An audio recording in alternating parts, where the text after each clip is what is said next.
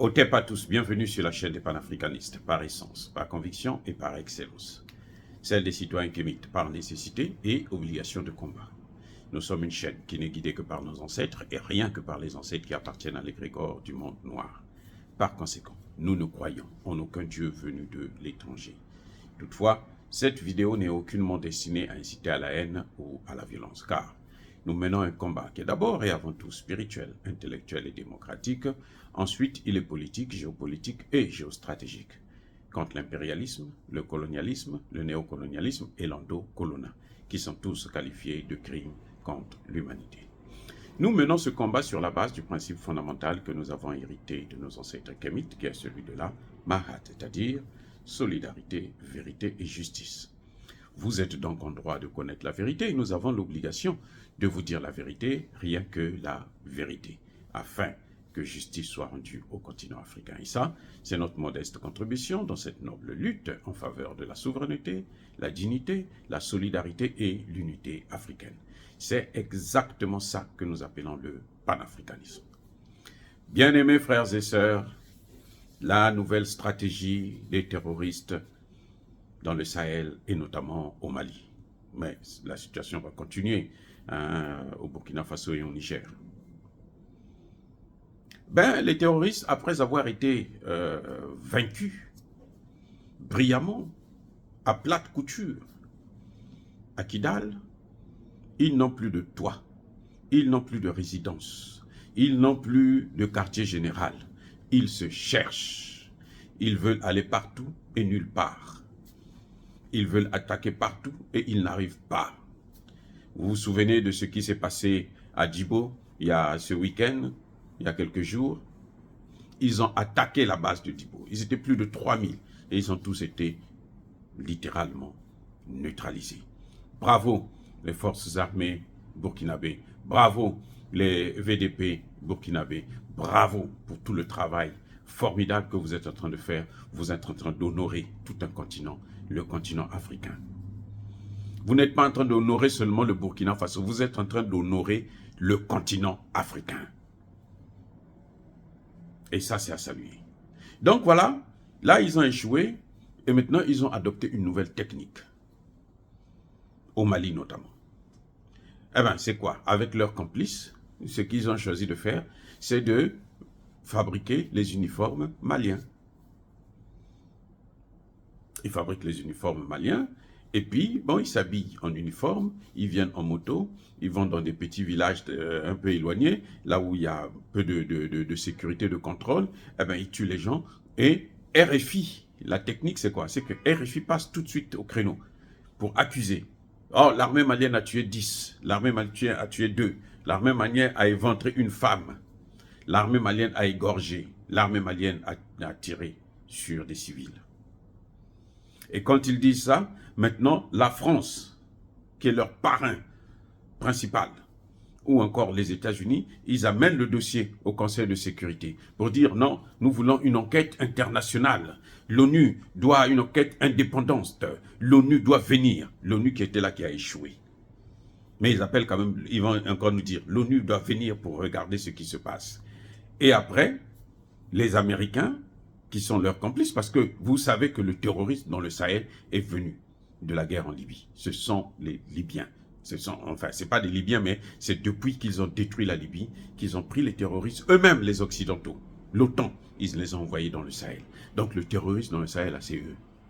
Il n'y a pas d'autre discussion à faire là-dessus. Il n'y a pas de débat. Nous savons. Et nous, on est en train de se battre avec.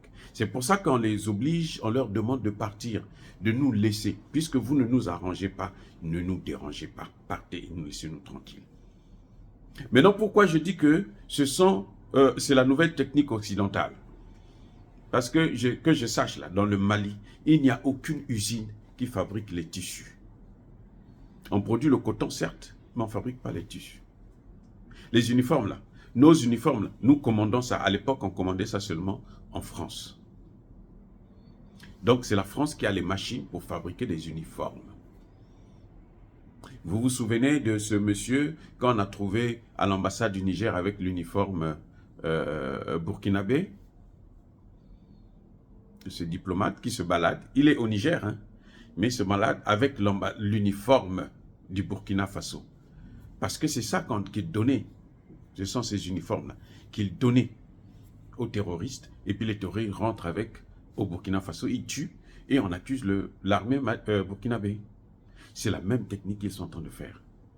C'est pour ça que les populations, nos frères et sœurs, nos mères, nos pères, nos grands-pères, grand-mères, doivent faire attention lorsqu'ils voient des gens en uniforme à moto. Les militaires, quand ils viennent, ils ont une autre façon de se comporter. Vous allez le reconnaître tout de suite. Donc, vous devrez faire très attention, il faut être vigilant. La guerre contre le terrorisme n'est pas encore achevée. Le plus gros a été fait. Ça, c'est clair, il n'y a plus rien à faire. Parce que leur base, c'était Kidal et ils n'ont plus de base. C'est pour ça qu'ils voulaient à tout prix récupérer Djibo. Et ils ont mis tout le paquet. Ils ont mis tout le paquet. Plus de 3000. Et ils venaient de tous les coins, du nord, du sud, de l'est, de l'ouest, de la base de Djibo, de la ville de Djibo. Ils venaient dans tous les sens. Donc, ils s'étaient donné un grand rendez-vous à Djibo. Et malheureusement, ils ont eu une raclée qu'ils n'oublieront jamais. Eh oui, 3000 neutralisés. C'est-à-dire 3000 qui sont incapables maintenant de se battre. Soit ils sont blessés, d'autres ont été arrêtés, soit ils ont été littéralement neutralisés à vie. Repos éternel. Donc voilà, bien-aimés frères et sœurs, je tenais quand même à vous avertir.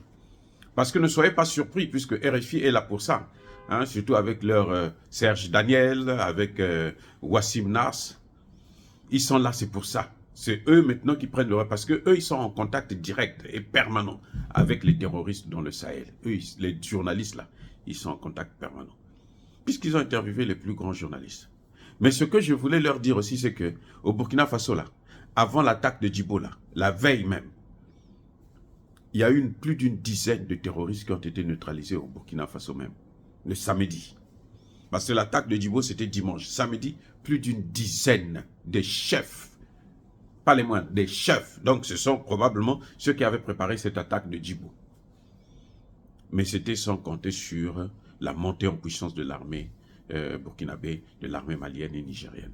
Parce que de toutes les façons, ils travaillent en coordination. Et on dit que ceux qui étaient venus de Djibo, pour la plupart, c'était des gens qui avaient fui Kidal.